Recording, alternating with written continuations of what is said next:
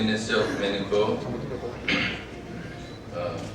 Shri Nong Tongpan Viren,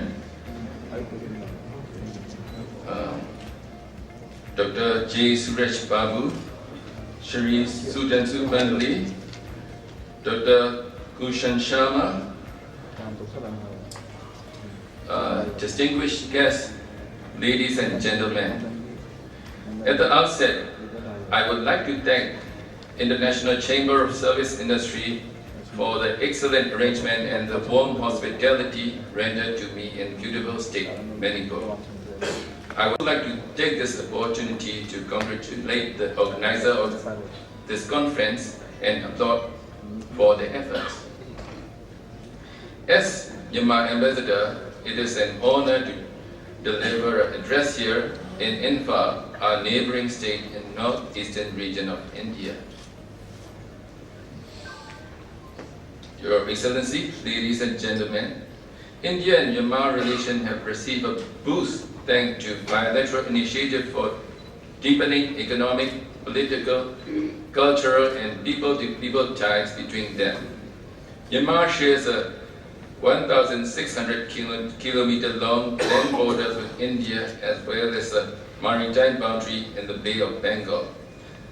This geographical proximity has influenced our bilateral relations, making the two countries important strategic partners for one another. Excellencies, ladies and gentlemen, the growing India-Myanmar partnership is not only defined by development cooperation, but also by capacity building. In a recent spate of high-profile two-way visits, leaders and representatives of two nations have cordially exchanged views on further strengthening their existing friendly relations and promoting cooperation in the area of connectivity, including the India-Myanmar-Thailand Trilateral Highway, Re-Jideng Road, and Kaladan Multimodal Transit Project. Discussions has been done on various issues such as boundaries, defense, trade and commerce, tourism and culture. India and Myanmar are yet to take full advantage of the geographical proximity despite sharing long land and maritime boundaries with enormous potential for overland and maritime connectivity, including road, rails and waterway. For realizing the maximum potential of these connectivity links, it would also be beneficial to integrate the various projects that have been planned so far. This would further help the transformation of physical links into development corridors. Excellencies, ladies and gentlemen, air connectivity will also have an important role to play in multimodal connectivity. Besides offering the scope for increasing people-to-people interaction among people from both countries, more flights would also be beneficial for the Indian diaspora that resides in Myanmar. Air connectivity between India and Myanmar needs to be improved urgently. One key requirement is direct flight, and without direct flight, the flight duration increases with unnecessary stop and layovers. At present, there is an Air India flight which flies directly from Kolkata to Yangon twice every week. Besides this, there is a once-a-week flight service between New Delhi to Yangon via Gaya. On the other hand, flight services from Myanmar to other East and Southeast Asian countries like Singapore, Malaysia, Taiwan, Japan, and Bangkok are much more frequent and larger in number. Imphal Kali Mandalay flight is a proposed air service from Imphal in Manipur to Mandalay via stopover in Kali in Sagaing division of Myanmar, and a successful trial run was conducted in December 2015. It will bring about air connectivity between Myanmar and Indian Northeast. Apart from this, ASEAN-India Agreement on Trade in Goods was implemented in January 2010, and ASEAN-India FTA in services and investment came to force in July 2015. Free flow of trade and goods and services are part of the most important elements in realizing ASEAN economic community. I strongly believe that these agreements and connectivity linkages will strengthen the businesses and commercial relations between ASEAN and India. Myanmar plays an important role in ASEAN-India strategic relationship. Myanmar is then bridge between ASEAN and India and also East Asia and India. Myanmar's location is geostrategic, being situated at the junction of South Asia, Southeast Asia, and East Asia.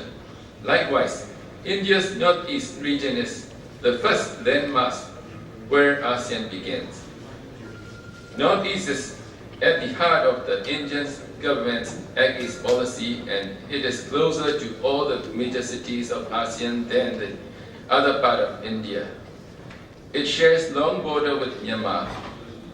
Building connectivity and promoting trade and investment between India, Northeast, and Myanmar offers the opportunity to link regional production network for India by getting easy access to market of 800 million consumers of ASEAN. Myanmar is one of the fastest growing economy in this region. Economic growth has averaged 7% since Myanmar's democratic election in 2011. Strong growth is expected to continue as a result of ongoing economic reform. Myanmar enjoys not only rich natural resources but also human resources.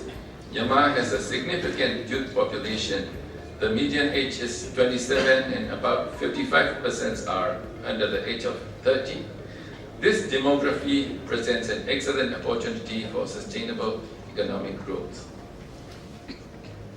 Not only is Myanmar population young and it is also fairly literate, but we still need to promote to be highly educated workforce. It is critical for the country's nascent transition into industrialized and service-driven economy. Myanmar young people are striving hard to acquire high-quality education. New government of educational reform will gradually improving skill level to accommodate a greater number of industry in the coming years.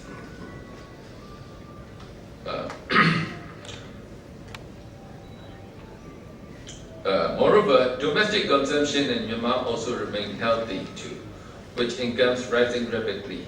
Household spending will be aided by consumer ever improving access to domestic and international markets. Middle income classes also are growing and more people demand good quality services in education and healthcare sector. Like India, Myanmar is also stepping forward on the pathway to development. During the recent years, many of Myanmar citizens are coming to India for medical treatments. Thousands of Myanmar Buddhist tourists are visiting to India every year. So many Myanmar young people are studying in India for information technology and business and healthcare sector. The popularity of Indian food, music, and movies are growing in Myanmar. Cultural artifacts like longis were imported from India and shared linguistic bonds still can be observed in common vocabulary used in both sides, such as aloo, potato, and gobi, cabbage. Because of this reason, there are a lot of opportunities to invest in Myanmar for the Indian investor, including education, tourism, healthcare, and other industry and services sector. We heartily invite Indian investors to invest in Myanmar, and we warmly welcome Indian tourists to visit the beautiful and historic places of Myanmar. Ladies and gentlemen, Myanmar is a agro-based country with vast potential for fertile land and abundant water resources. Myanmar, in 2014-15, total area of 11 million hectares has been used for agriculture. Given the landscape profile, topographic dimension of Myanmar and different climate areas of Myanmar, not only perennial plants, but also crops such as rice, pulses, and beans fruits and vegetables can be easily grown. At present, India is importing beans and pulses from Myanmar, and there are huge potential for India to import more agricultural produce from Myanmar through northeastern region by border trade for mutual benefit. The tourism and hospitality sector in Myanmar is evolving rapidly since the potential political and economic opening of the country.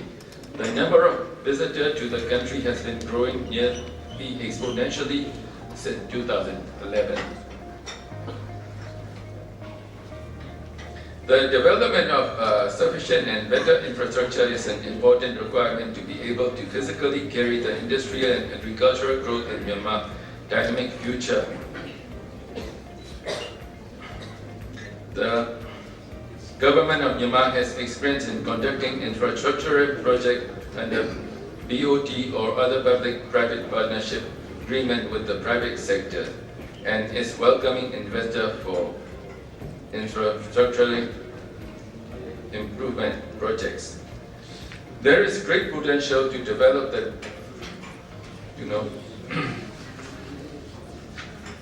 the dairy farming sector in Myanmar, and Myanmar has been striving to boost production of milk products to meet rising demand. In a global marketplace, those willing to adapt and innovate will retain a competitive edge. I congratulate the organizer of this conference today for recognizing this and helping to advance the discussion on promoting the key sectors. Finally, I am pleased to say that geographical proximity, ethnic and cultural heritage, the Asian values have been the factors making ties between India and Myanmar. Thank you once again, and I wish for the success and fruitful outcome of this conference.